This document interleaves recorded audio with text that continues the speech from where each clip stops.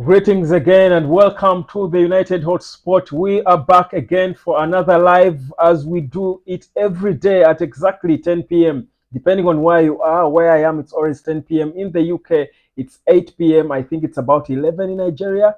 I'm not quite certain. You can tell me the time zones in your place. But welcome to the United Hotspot. My name is Webb and we are here to talk about Manchester United. There's a lot of news following the meeting with Sir Jim Ratcliffe that has brought a lot of anticipation about what exactly transpired between Sir Jim and Erik ten Hag. We'll talk about it in a bit because in his pre-match press conference ahead of our trip to our away game against Wigan in the FA Cup, Erik ten Hag spoke at length about the talks, of course not giving details of what exactly was discussed, but I told you earlier in my first video today of what transpired because we do have sources at Manchester United. Don't think we just come here and fake stories and just say them. Guys, we do have sources. Welcome to the United Sport. We'll talk about Raphael Varane and his situation at Manchester United. Is he staying at United or will he be moving? We'll, of course, talk about another player who might come Manchester United's way in a swap deal, Donny Malen, as he's part of the deal. Apparently, the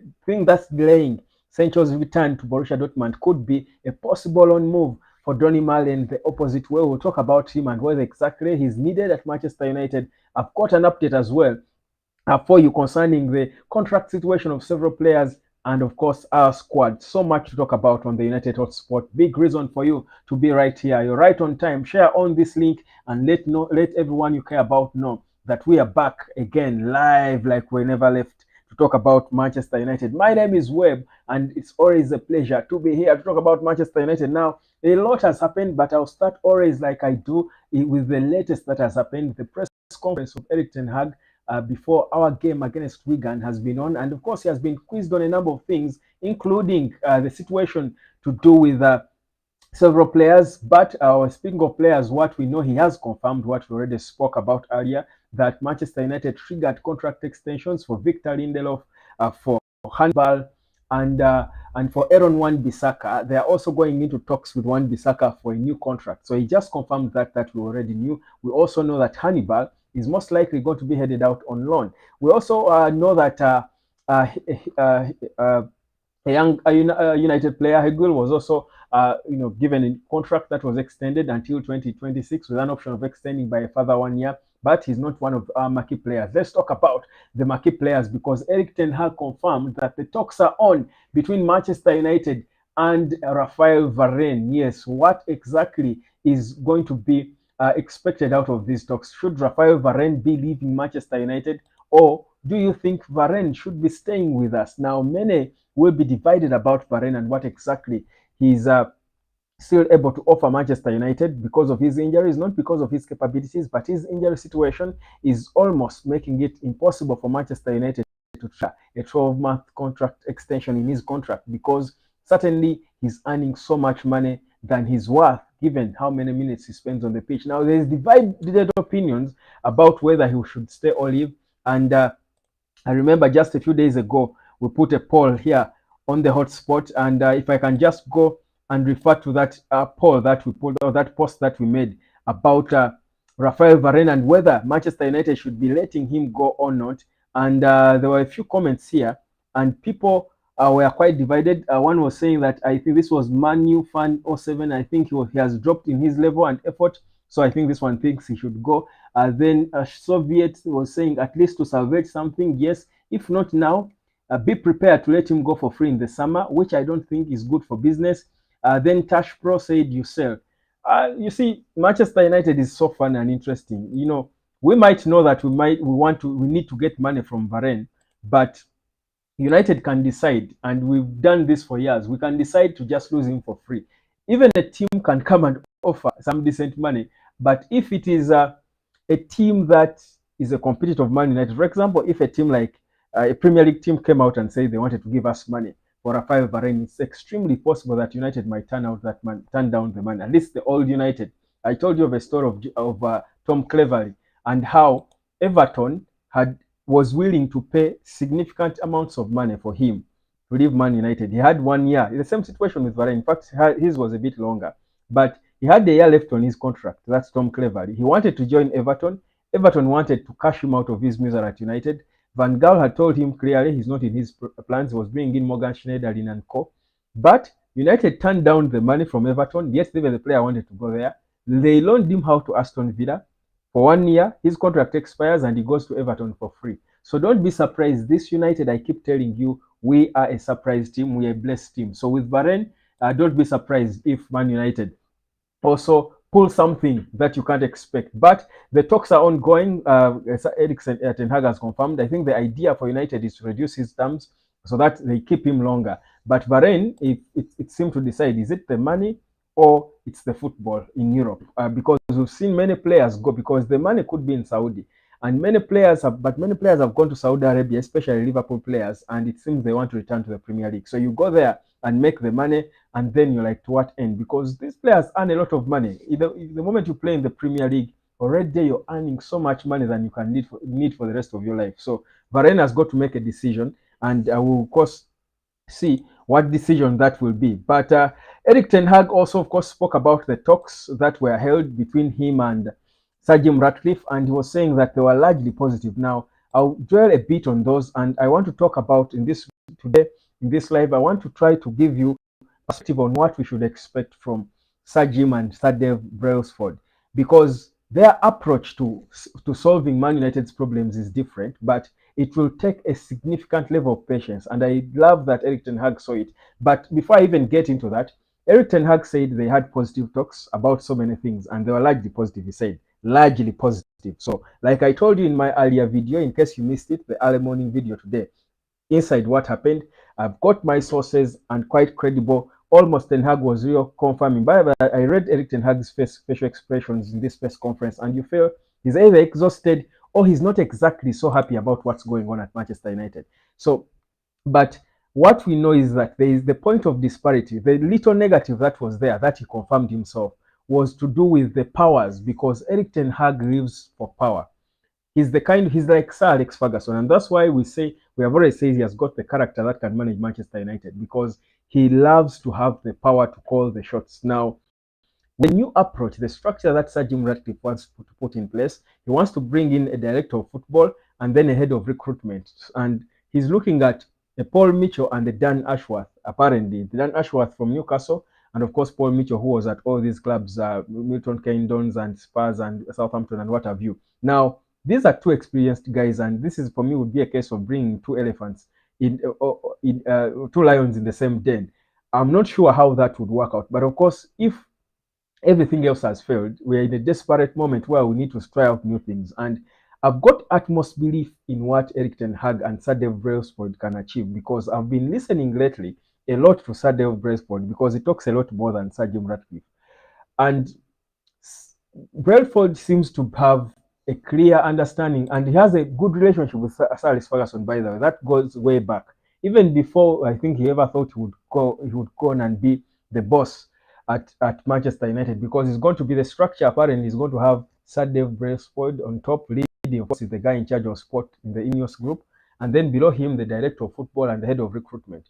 But even before he knew he would ever be in that position, he was always meeting Sir Alex Ferguson. They were discussing about, he was fascinated by Sir Alex Ferguson's management of Man United and how he would use to make decisions, especially how Ferguson used to manage transitions. You know that Man United's biggest problem post Sir Alex Ferguson has been clinging to players who are not giving us value. The Paul Scholes of this world, so many players. We always don't know when to let players go. The Anthony Marshalls now, you can name them. We always do not know when to let players go. Sir Alex Ferguson was perfect at that. That would develop players. For example, the class of 92. These are players who will develop, create relationships with them, because he was like their parent, the David Beckhams, you can name them. But all players that left Manchester United, the legends we had back then, all of them have one thing against United, the way they left. And it was all on Sir Alex Ferguson. It was him who made the decisions for these players to leave. I was watching an interview of Jaap Stam talking about how he left Manchester United, and he was told by Sir Alex Ferguson, he was even fearing to tell him which club had bought him, Lazio, because this guy was at Man United for only 3 years. If you were there, Jaap Stam is arguably the best defender to ever play in the Premier League. It's possible that he's the best defender to ever play in the Premier League, but he was only 3 years at Man United, and he left at his prime. He won 3 consecutive Premier League titles, and he left after 3 years because of, I think, a story, an interview he did, and the journalist twisted it, and somehow Sir Alex Ferguson felt this was not good for the club, and he sacrificed him. And I think he was looking ahead now to the Rio Ferdinands who are coming in later. But you see that Ferguson knew when to let go of players. David Beckham left when he was hot. Cristiano Ronaldo left when he was hot. Now, Sir Dave Brailsford mentioned in an interview that the thing he learned about Sir Alex Ferguson and why he was so successful at Manchester United was that he knew when to let go of a player. What he knew was that for you to succeed as a manager, you cannot lose the dressing room. And this is a bit of the character we are seeing in Erik ten Hag. He knows that he has got to have the powers over the dressing room. You can't lose it. Now, his worry in his meeting with Sir Jim Ratcliffe is if you're taking away most of the powers when it comes to recruitment, then I may not exactly have total control over these players. With Sir Alex Ferguson back then, well, yes, whereas he had David Gill with him to make decisions, he still had, I think, the biggest say in transfers. He would pinpoint players and sign them. With this structure that Jim wants to bring with Sir Dave Brailsford, they want to sign players for Erik ten Hag, and of course, he will have a small, minute contribution as a manager because he's there. Now, he doesn't seem to exactly agree with that. Now, you can give me your opinion on whether that new direction would make sense or not. But that is, I think, the small point of disparity between the two parties. And transfers have been a big issue with Erik ten Hag. The reality is he has struggled with most of them.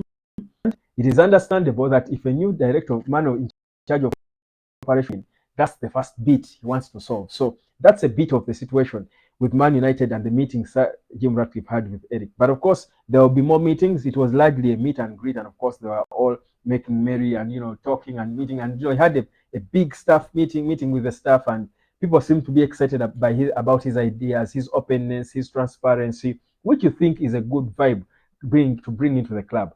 But the man who wields the axe is Sir Dave Brailsford, and he's always there. He's always the one talking. He's not a sir by mistake. He has not achieved immense success in cycling and Formula One by mistake. He's a man of character, but I love that he has been trained well. I think he has trained himself on what to do to be a successful manager. We'll talk about that at length. I just wanted to hint on you, on, of course, that. But as I do give you, again, the news, I remind you to do subscribe to the Hotspot and, of course, go into the comment sections and let me know what you think. Now, Jadon Sancho and his situation at Man United, of course, they are still talking. The talks are on. The clubs, I think, finalizing talks. And what I know is what's delaying now. I think they have agreed on the structure in terms of money.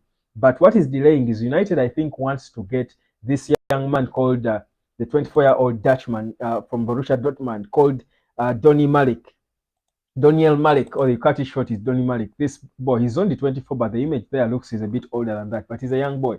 So United, I think, is trying to negotiate for a swap deal, a loan with a swap, where Jadon Sancho will go back to Borussia Dortmund, and then Borussia Dortmund pays a significant portion of his wages, about a third. Then United gets Doniel Malik in return on loan. He's a forward, and he's different. He's not your natural striker. I don't think he would come as a proper backup for Rasmus Højlund. He's more of he's an industrious forward. He's more of a Sadio Mane-like forward, if you ask me. He can play everywhere. So that's why he's a forward. Football today is different. Back then, we used to have strikers and wingers. Today, it's forwards. You can play number 9, a false 9 on the wing, on the right. You can be inverted. If you're right-footed, you can be on the left and all. But he's a bit different. What I like about him is he's extremely powerful. I think he's extremely strong. He has got immense energy. It's enviable. Which energy you think can work in the Premier League? So that's the player United are looking at. So this is what is believed to be delaying the final decision. But what we know is that it's a matter of time. Even before perhaps close of business tomorrow or by early next week, I think it's going to be done, because the reality is Borussia Dortmund do want Jadon Sancho to join them as early as they can. So that is part of their, of course, preparations to come back, as they do come back into the second round of the league. So it's going to be fast. I don't think it's going to drag on for so long. So the only thing is that so United is looking at forwards. I feel like most of the players United is looking at and being linked with are sort of players who, besides the strikers we've spoken about, the Grasses and Choupo-Motings and Timo Werner, we are being linked so much to a player who to a winger. And for me, this a bit bothers me, and I feel it's sort of a confusion. It speaks to a lack of proper direction because if you've got Jadon, rather, if you've got Ahmad Diallo performing the way he did, he's promising to perform, and of course they are seeming to be selling him now as the next big thing for United. I feel like United is intentionally positioning him as the next poster boy of the club. You don't want to bring in now a new guy to. Yes, you might want to give him competition, but like you want, this boy has been injured. He was likened to Lionel Messi when he was still at Atalanta. He's a proper, good, complete forward, good footballer. I think you would want to let him first fail, at least until the end of the season, before you think of bringing another player. For me, I think the right thing for us to do is to let Amad Diallo shine. Unless he's not fully fit, but the few minutes he played against Nottingham Forest are anything to go by. Diallo for me looked impressive and fresh. So I feel for me, United might are pointing at the wrong players when it comes, especially to the wingers. For the strikers, yes, maybe the wrong names are coming up, but you understand that it's because of the lack of money. But when it comes to the likes of Daniel Malek, who I would call more of a winger than a number 9, I think for me, this is a bit misplaced. But again, like I said, we are trying to get him in a swap deal. Then again, that would be okay. It doesn't have to get one extra player who can give you value, because I told you he's a powerful player who can give us value going forward on a swap deal. What I don't like is hearing that United wants to sign Michael Olise when you've got Mason Greenwood and and uh, and Amad Diallo. I just don't get it quite well. Waswa Alan is saying hello brother. Waswa, how are you doing? How is it going? Let me know what you think about the United situation today. I will again keep telling you, I promise I'm going to talk about the approach that Sir Dave Brailsford and Sir Jim Ratcliffe communicated to the team, how they want to succeed at Manchester United, and why I think it's a good approach, though it requires patience from all of us. Andrew Nana will be available for the Wigan game. Erik Ten Hag has confirmed that the same squad that was available for our Nottingham Forest game will largely be the same squad available for the game against Nottingham Forest. He doesn't expect. I think Casemiro and Cole will be fit, but I think he wants to keep them fresh for Tottenham. So, but I expect maybe Lisandro Martinez. Personally, I think Lisandro Martinez might have a go against Wigan. And guys, and we'll talk about this FA Cup. I think tomorrow, or the day after. I don't want to go so much into it yet, but I don't think we really want to dwell so much on the FA Cup. I think, because I'll put it to you, winning the FA Cup and finishing outside the top 4 in the Premier League, would it be success for Erik Ten Hag? Would you be calling for his head, or would that be failure? So I think for me, we don't. The FA Cup, yes, we are United. We should be competing for every game. The FA Cup is a historical cup, but for me this season, I think our focus has got to be mostly on the Champions League. And you see, if you're not doing well, if you're struggling, you need to put your priorities right and put them right. The fact that we are humiliated out of the Champions League, I think this FA Cup, we are not going to go there, of course, not to compete. We will go and compete, but I think at the back of our minds, the strategy should be for us to focus on the Premier League and finishing in the top 4. Even if we won the FA Cup, which by the way I think we can, with all our players back and fit, if we put our minds to it, we can win the FA Cup. But for me, the bigger thing should be the Champions League. And I don't think we should dwell so much on the FA Cup. So you can tell me what you think. But I think even Ten Hag knows it, and I think he has seen it. I don't expect him to field some of his marquee players before the game against Spurs. Alfred Send was saying, "How are you doing, bro? Which position is urgent for signing?" That's a good question. For me, I think the position that for United is urgent for signing right now for Man United is a backup striker for Rasmus Højlund. That's my honest opinion. I think, knowing now, before I was for a left back and a right back, but clearly Malaysia and Marshall are fit. So if they are fit, then we are okay. For now, I think we need a backup for Rasmus Højlund. And that reminds me of the next story update I was giving you, that Ten Hag has confirmed that United are holding talks with Marshall as well. We know that already they agreed not to trigger his contract extension. So they're talking to him on what to do. We want to sell you. I probably know the things they're talking about. Should we let take you? Should they loan him out for the rest, because maybe no one might want him? I think, though, there are clubs that would want him because he scored against Everton. I think he looked a little better than he did in the last summer. So the talks are ongoing. We'll get to know what exactly they will agree on. But I think there is no point of return. I don't see Martial putting on a United jersey again. So the talks are ongoing with the player who they say is ill. Yeah, so I think the position for Man United is a backup striker for Rasmus Højlund, because we've seen and we can all attest to it that when Rasmus Højlund is not there, we look as blunt as a piece of wood. I don't see us, even if we do so much, you see if you're blunt up top, even the players behind you are going to fail to get to try to do anything, because there is no target, there is no focus, there is no focal point. So if you don't have a striker, that's why it's so difficult to play with a false nine, and especially in the Premier League, it doesn't work. That's why Arsenal are struggling. That's why Arsenal will not win the Premier League unless they sign a serious striker. That's why now they insisted on Ivan Toney. And you see, that should be a wake-up call. If you're going to compete for the Premier League, you've got to be sharp up front. All the teams, United, to win the Premier League, you had the best striker, and you had about two, at times even four strikers. There's a point we had Dwight York, we had a Cole, we had Teddy Sheringham, we had Ole Gunnar Solskjaer, and who else? And we are winning, competing for titles. You must have strikers. We had Rooney and Van Persie at some point. You had Van Nistelrooy and Rooney.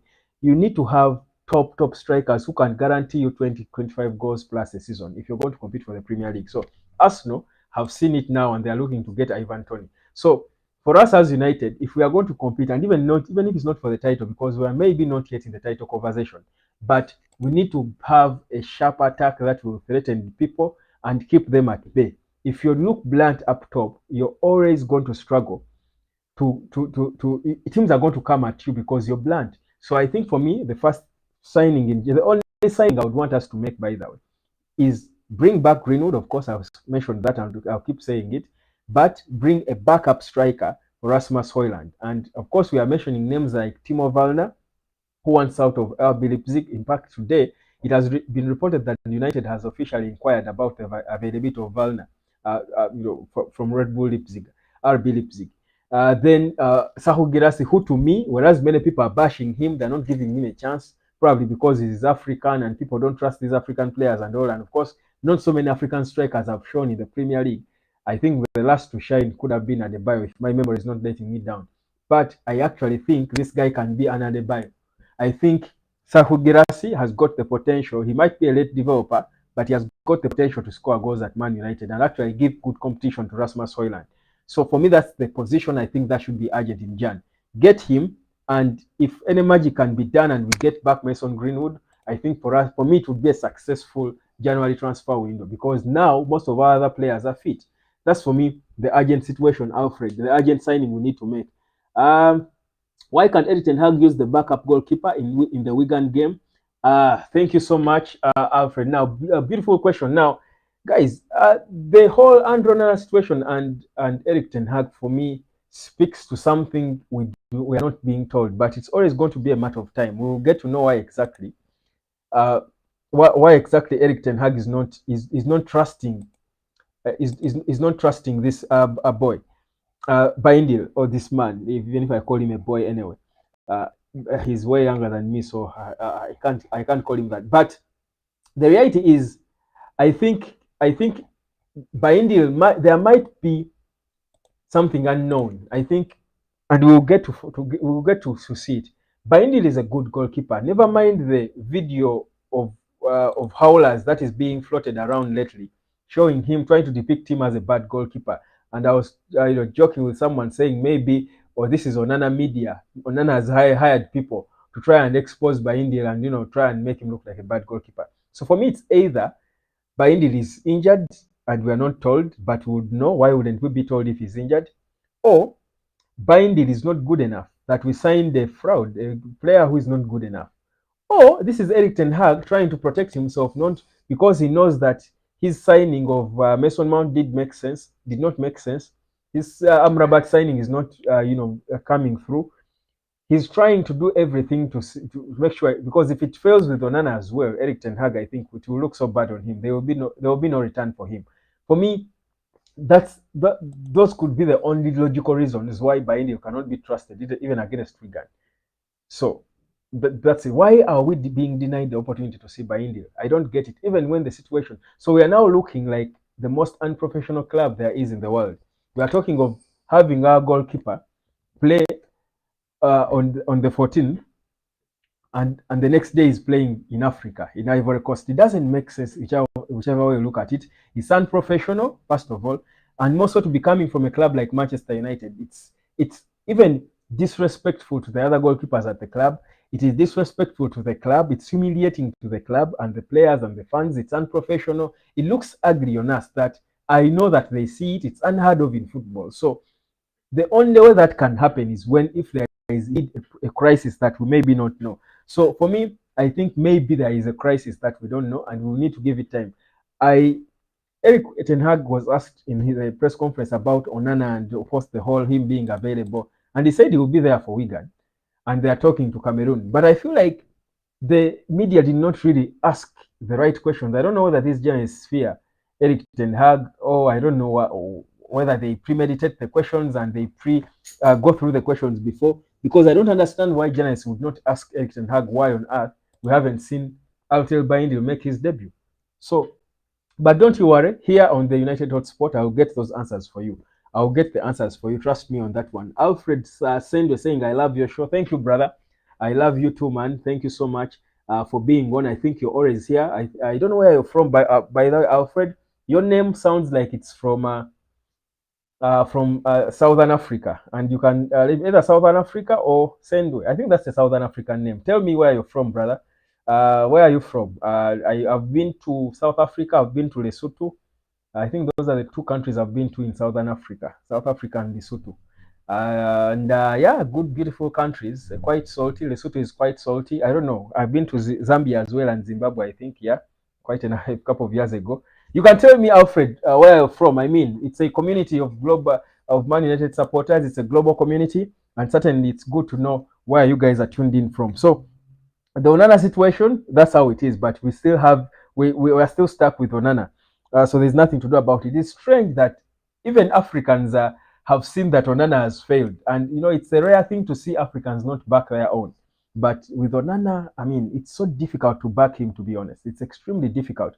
And Alfred Sendo is still asking, don't you think Erik Ten Hag is getting more weak after Sancho's situation? Because this shows proper player power. I'm from Zambia. Yeah, I could guess. I see. A good guess there. Yes, thank you, of course, brother. And of course, one love to the people in Zambia. Now, I think Erik Ten Hag's management of Sancho's situation is not new. For me, by the way, I think it's a show of character and a manager who will stick to his guns. I think at some point, plus today, I was in my past job, I was a full head of a department, and I was leading people who were some were even older than me. But I know that people today, leading people today, especially millennials, we millennials, young people and Generation Z, they are very difficult people that you've got to make certain ruthless decisions. And Erik Ten Hag, being a manager of Man United, is a manager. You know, he's a manager. And I think you need a certain level of ruthlessness to manage young boys earning way too much money. They have egos. In a system that is rotten, there is no accountability, there is no order. So these players will be difficult to manage sometimes. And this is what I told you. I said at the start. I don't know that Alfred Sendwe were there at the point. Saturday of Brailsport was talking about Sir Alex Ferguson, and what made him successful was that ruthlessness, and it was needed because the last thing you can do as a manager is to lose your dressing room, and it's so easy to lose the dressing room. You know what happens with losing the dressing room? One player does one thing wrong and you tolerate them, you've lost the entire dressing room. In management, one employee does one little mistake and you fail to stamp your authority, you've lost the entire respect of the whole group and you're gone. Because usually, organizations are not going to overhaul, let go of the many people at your expense. But you see that Jadon Sancho's situation alone could make Erik Ten Hag lose his job. Why? Because Sancho's situation, and I'm sure it had an impact. It would have had an impact on the rest of the players. So for me, I don't think his management is a show of a weakness in Erik Ten Hag. I think it's actually a show of character because you need it if you're going to manage. Imagine a player like Jadon Sancho earning £350,000 per week. He's only 20 what? Is it 23 or 24? So young like that. earning that amount of money. Kids of today, if you're a parent in your house, you know how kids of today are so difficult to manage. Now imagine a young kid earning so much money. Some of these kids earn much more money than Erik Ten Hag. Sancho is earning more money than Ten Hag. Ten Hag is not earning 350,000 quid per week.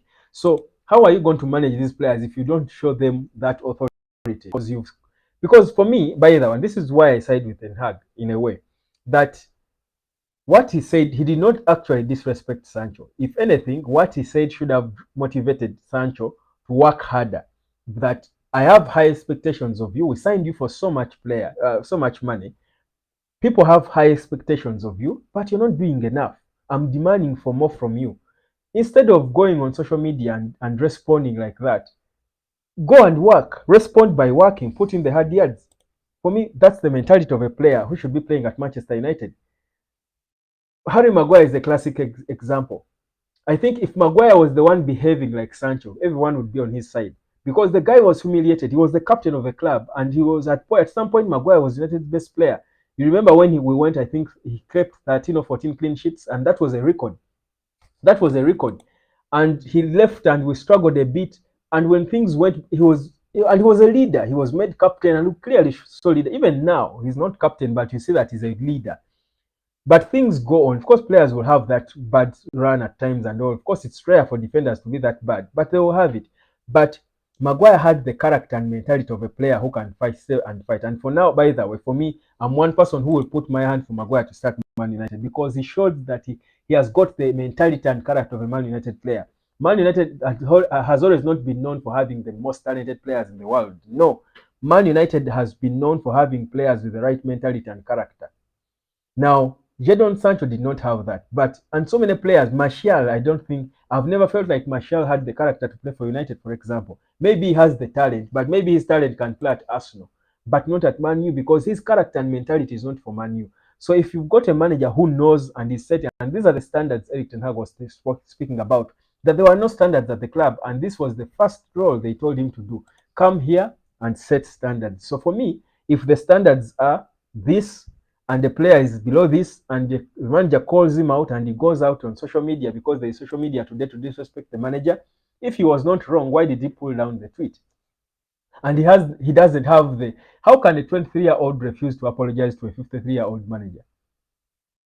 I mean, they are saying just apologize and you play football, and he's saying I won't apologize. You know, I mean, I think I see Waswa here. We should be of the same tribe. Waswa, in our language, you call that a gume. I don't know what Sendwe you call that in your language there in Zambia. A gume is telling a kid to do something and they say I won't do it. You look at him and say I won't do it. So you imagine your child. I don't know that you have children, Sendwe, or young brothers or siblings or all, and you tell them you switch off the TV and go to bed. Okay, I won't. They refuse to do something. They may not even say I won't, but they just look at you. You know, it's so annoying. It's so extremely annoying. So that's exactly, I don't know how you call that in your local language.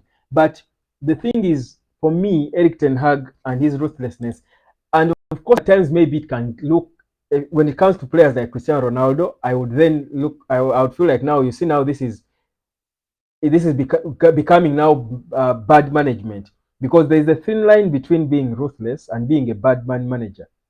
There's a thin line between that. When it came to Cristiano Ronaldo, I thought for me that was bad man management. There's a thin line. But with Sancho, for me, I do not have any qualms about what Erik Ten Hag did.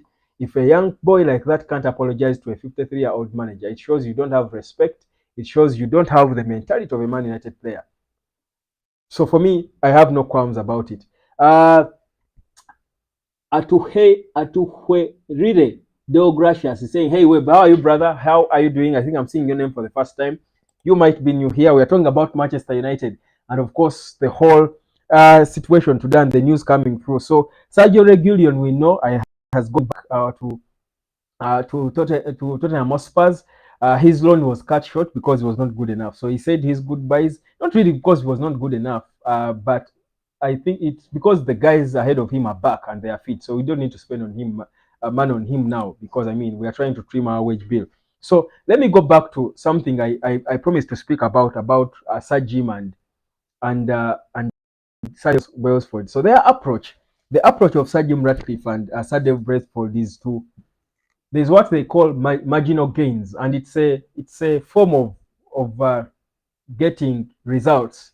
There are people who want to get results by you quick fix, if I would call it that. What do I mean? What we've been doing over the years, Man United, the Glazers. This is what the Glazers have been doing with all the Ed Woodwards and all the guys that have had the John Matters, because they have the money.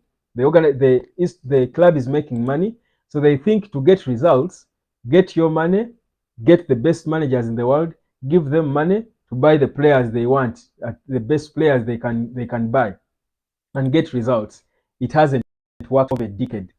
For over a decade, it has not worked. So the reason why, and you understand why, and this is why I want to back Sir Jim right now, because first of all, he's stuck with us. There's no point of return, but also trying to understand why the Glazers might have zeroed down on Sir Jim and giving him the shares.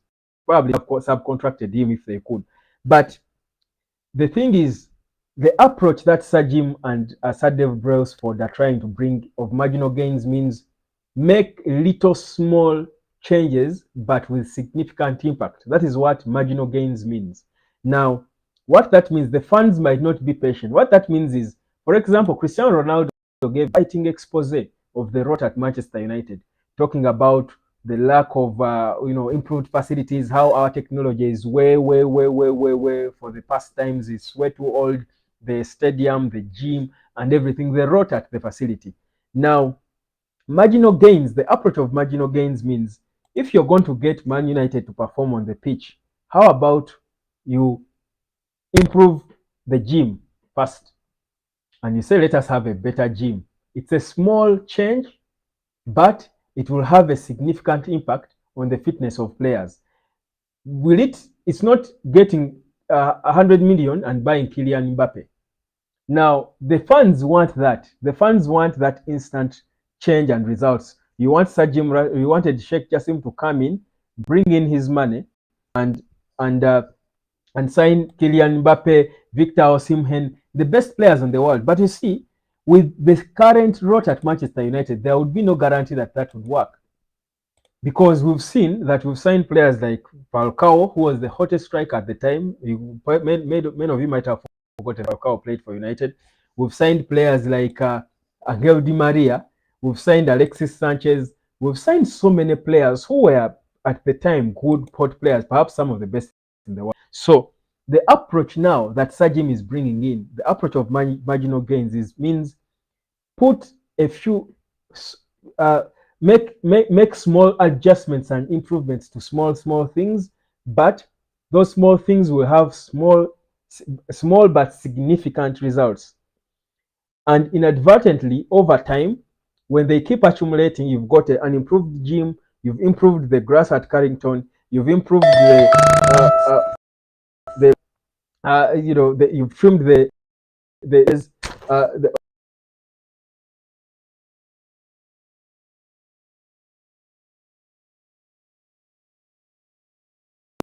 I'm going to skip off for a second, but it's going to be back. We are going to be step again.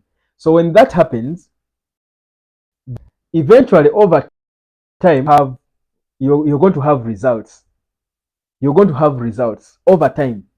So that is what the marginal gains approach that Sir Jim and Co are bringing. And for me, I think we need to give it a chance, because we've tried the other approach and it hasn't worked. The Glazers have had their money, spent it. We can't fault the Glazers for not spending. They have really spent money. Whereas they have swindled a lot, they have still spent a lot. But the results were not coming. So how about improving a few small things? Improve Old Trafford, the stand, the Sir Alex Ferguson stand, like that. And then over time, now that would take time, because you're making small little changes, so they will take time to accumulate into something that will be hugely impactful on the club. So for me, that approach of marginal gains, for me, I would want to give a chance and I would want to back. But it takes patience. But the problem we the fans have is we are not patient. We want results, and you don't blame us, because the reason we go out every weekend to watch games and all is to get results, to see our team winning. So now the question will be, how are they going to balance the marginal gains, but with results, because the fans do want results. And the expectation is high. When you say a new guy coming in, the richest man in the UK and all, you're thinking, we want wins. Let him bring. Who are we bringing? That's how fans are made. But you see, with the rot Manchester United had suffered over the years, it will it's it will take some bit of patience for us to come back to winning ways and perform again. So that's the whole situation and the whole Sajim Ratcliffe approach. So you need to be patient with it. Are we going to be patient as United supporters? We've been patient for over a decade with the other approach not working. Why can we not be patient for a few more, maybe season, maybe 1 or 2 seasons? I think for me, for as long as these little changes are being made and we see them, I think there is reason for us to have hope. The one thing is, if Sajim comes and there is nothing visible that changes, we don't see any minute change. And I think they've got to publicize whichever change they make, because, like I said, they're going to make small, subtle changes and improvements. But if we don't see them, because these subtle improvements may be invisible, eh? They might be invisible. The small subtle improvements might be invisible to the fans, and then the fans will keep shouting every day. And if the fans are not with you, if you are not backing whatever he's doing, then it's obviously going to be trouble for Sajim and his team. There is nothing they can achieve but marginal gains. That's how they succeeded in their Team Sky and whatever other successes they had in other sports. I hope I make sense with my explanation of the marginal gains. Randy Martin saying, Happy New Year, my brother. Happy New Year, Randy. Martins, where are you from, brother? This is a new name here. Where are you from, Randy? You can tell me where you are. Happy New Year to you. And thank you so much, of course, for being with us. Let me see. As I do talk about the marginal gains, I want to give you news as well. So, Sir Jim's time, I think, will come with some bit of good ideas. Now, the other thing I needed to talk about is the issue of our new players coming in. The fact is, Sajim was interested in Michael Olise, who I think of all players we are being linked with might be the hottest. If you've watched him play, I mean, he's a good player. There's no doubt about it. He's a Mahrez player. I enjoyed Riyad Mahrez. I thought good. If he was playing for Man U, I think it would even be more impactful than he was at Man City, because I think at Man City he had bigger competition, but he was still an important player there. And he was playing in a Man City with so many good players. But a player likened to him is a different kind of player. So he's a good player. For me, I just don't think we need to go for him now yet, because I think it would be expensive, and people have been asking me about him. I think it would be expensive for me. I think he would disorganize a bit of what we have. I don't want anything that would disorganize Amad Diallo. Diallo today dropped, there was an interview I watched. It's still there on the Man United website. You can watch it if you can. And Diallo was talking about how he joined Man United and how he was called, and how when he was at Atalanta he was being likened to Lionel Messi. And of course, he had the humility to know that that was a comparison that you don't want to brag about if you're a young player like him. He said it clearly that no one plays like Messi. But I mean, for you to be likened to Messi, I mean, it shows you're good. So this boy is that good. I've not had anyone liken Michael Olise to Messi. So this boy is that good, and that's why I think we need to give him a chance. And by giving him a chance, I don't think we need to bring pressure onto him yet. I think for a young player like that, but you bring in a new player to bring pressure to challenge him. I don't think he's challenged by pressure. I think he's challenged by trust. And that's why I think for now, that's what we need to give him. Unless he starts on his laurels, he doesn't have the mentality and character, then you can bring in players to challenge him and make him work a little harder. But the reality is Amad Diallo will be an important player for Manchester United. He's young, and you will understand why we paid 32 million pounds for him in 2021 from Atalanta. That was a lot of money back then. So you would understand why we paid such huge amounts of money for him. He's that good a player. And I love that United are now fronting him. He's talking, he speaks his good English, he can communicate. His dad apparently owns an academy in Ivory Coast, so he started playing at a young age at his father's academy. So you can imagine the impact that could have had on him, and why perhaps he's a natural the way he is. So it's good to see. I think Diallo, Rasmus Højlund, Alejandro Garnacho, of course Kobe Maino, Mason Greenwood. You think about these players and you see that the future of United is good, and this is what Sadev Brentford wants to build on. That the idea is finding a way of balancing. You're building the young players, you're helping them grow and learning from the senior players, the Casemiros of this world, the Brunos, but also being able to motivate the senior players to maintain their level up there.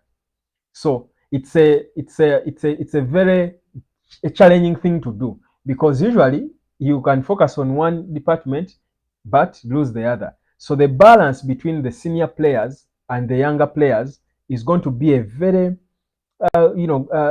crucial part of whatever they do going forward. Randy Martins, I love your show, my brother. I live in Libya. Oh, Randy, impressive. You must be the first person to comment on any of our videos from Libya. That's interesting. How is Libya, brother? Libya used to play very good football. I remember a few years ago, Libya was playing very good football. I think one of the best games, on the continent. They would pass the ball so well. I mean, it's. I don't know what happened later. It's not even in the AFCON. I think is Libya in the Africa Cup of Nations. I don't think so. But at some point, a few years ago, Libya was playing. I think Libya was Morocco and Cape Verde in terms of countries that played with panache and style and finesse in Africa. I felt lovely. It's good to hear from you. Randy Martins, thank you for loving the show. We are here every day at exactly 10 p.m. I do remind you to subscribe, turn on your notifications, and of course, you can become a member of the Hotspot as well, because trust me, we are here to stay. So Wigan is the next opponent on the 8th, and Erik ten Hag has confirmed that the same squad that was there for Nottingham Forest will be there for this game. Of course, that may not excite you a lot because we lost that game. I don't think we lost because we had a bad squad. I think we lost partly because of the ineptness of the manager pulling off Kobe Maino. Why on earth did he do it? He said he was tired, but it is true. I saw Maino's energy levels even from the start of the game were low, but he would still play and finish that game and give us a lot better than Scott McTominay. In any case, it was the last game and we were going to rest for a couple of days. So again, Erik ten Hag, the Tinkerman, Tinker Zone, and we saw what happened after that. But I don't know if you've got some more questions for me. But yes, I think I've largely exhausted most of the things I wanted to talk about. Of course, I have my running order here of things I wanted to hint on. I hope I haven't forgotten anything. I think for the most part, I've spoken about most of the things we wanted to speak about. But the marginal gains, guys, and I'm talking to you, United supporters. Sometimes we supporters forget we watch football, and you see it is okay because that's why we are supporters. We want results, and yes, we should demand results. But I think we should, for now, we should focus more on judging Erik ten Hag and players on performances on the pitch. How bad are players playing? What wrong decisions is Erik ten Hag making? Those ones we can call out every day. But I think we need to appreciate that the new team needs time and backing. The beauty is they are there to handle football matters. My only disquiet is how independent they are, but probably they are, because even the meeting that Sir Jim and his team had, there was no Glazer there. No one spoke about the Glazers being there to also have a meeting with the staff and intro. No, it was Sir Jim and Sir Dave. They are running things and football. So the Glazers are there thinking about their business. I think, if anything, probably even in terms of offices at Man United, I think they changed departments and probably said the Glazers, this is the Glazers wing or the money wing, and this is the football wing. Probably that's what they did, because I think it would be best for Sir Jim for that to happen, so that he has a certain level of independence, that his team can do their things without interference of the Glazers. If that can happen, and we back them, I have no doubt that Sir Dave Brailsford and Sir Jim can actually overturn, because we've had the money, we've brought all the best managers, we've wobbled about them and all, but we've still failed. So let us try something new. I'm not sure about the whole thing of having two big guys, Paul Mitchell and Dan Ashworth. That's too many chefs spoiling the broth. That's why. But then to try out something new and give it a chance to fail or to work.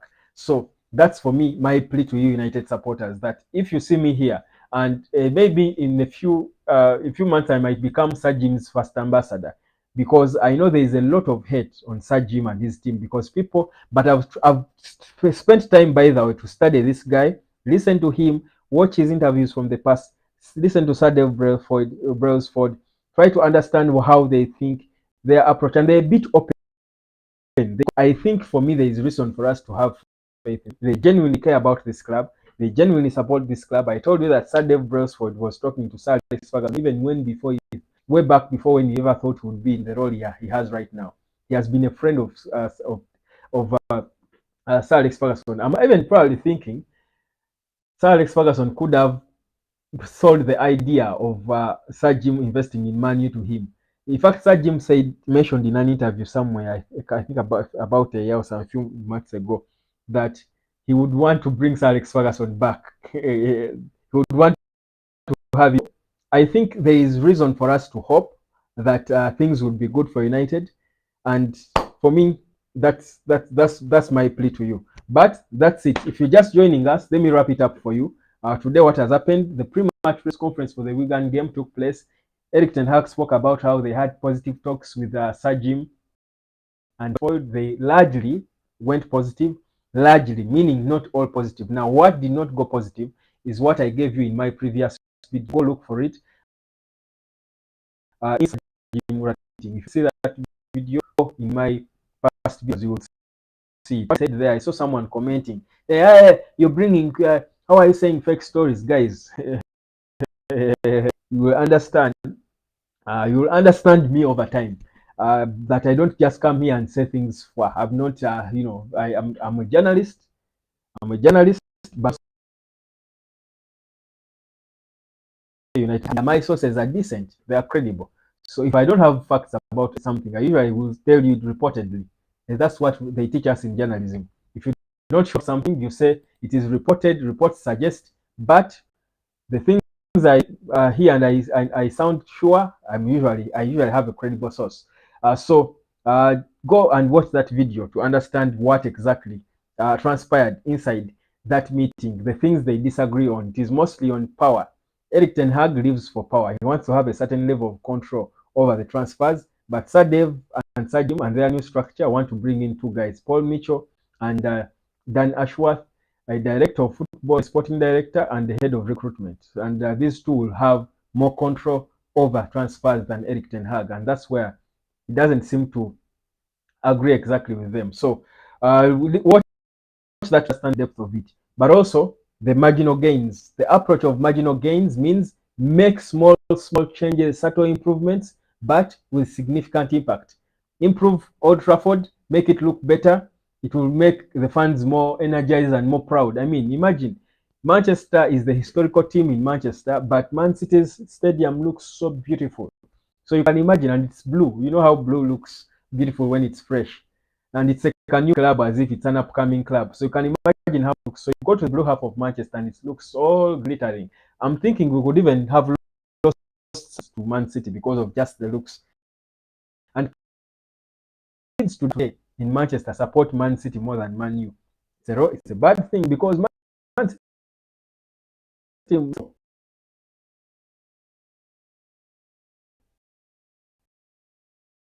accruing, adding them together, they will change the club for a greater good.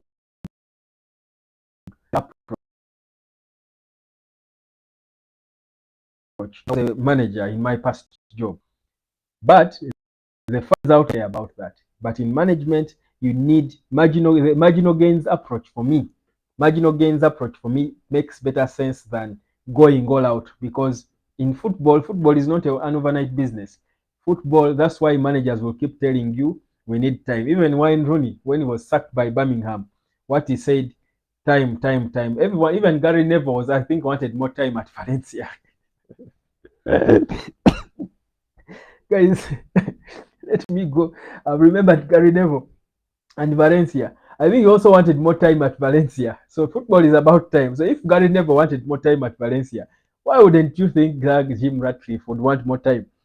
Would want time at Man U to solve a bigger problem than the problem Gary Neville had at Valencia. Wow. But tomorrow I'll drop you a video of former United players who turned out managers. That will be a video for you tomorrow. You'll enjoy it. Just stay hooked for it because Gary Neville must feature in that video. He must feature in that video. He talks a big game, but let me tell you, it's one thing to say stuff, but football management is so difficult. It is extremely difficult.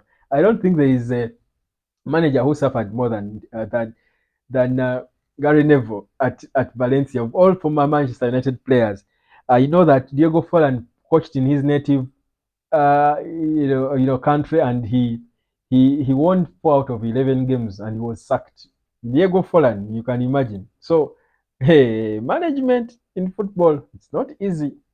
It's not easy at all. I don't know. Wayne Rooney was also shown the exit, and he was there on Twitter wobbling. And I will go back and first reflect on what this is a huge ball game. That's why you've got to put respect to people like Carlo Ancelotti, Sir Alex Ferguson. For Sir Alex Ferguson, if you ever doubted, people were shouting Ferguson this, I think you've seen the struggles. All the potential best managers in the world have been at United. They have failed. They have been given money. They have failed. Now we've brought in a mercenary. Football, bloody hell, indeed. Football, bloody hell. Guys, would I be wrong to say I'm done? Would I be wrong to say I'm done? I think I am done, guys. You people don't want to call. I think you're so economical with your time. You don't want to call, but it's okay. These people comment here. Thank you so much, guys. My name is Webb. Let me just retire now as I go prepare for tomorrow. It's another day. Today was such a happy day for me. I'll tell you why. I'll tell you why today was a happy day for me. On the 12th of this month of January, I'll tell you why today is one of the happiest days of my adult life. Very happy day. I was so happy today. I'll tell you why. On the 12th, it still has got everything to do with the United Hotspot and Manchester United. For now, that's it. Have a good night, a good morning, a good evening, a good afternoon. Of course, keep supporting and loving Manchester United. Don't lose hope, but be patient with Sir Jim and his team. And trust you me, Manchester United will move forward. Good night.